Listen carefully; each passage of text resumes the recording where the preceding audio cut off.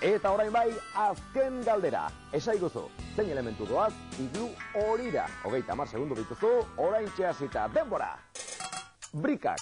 Horira, noski. Olibalata.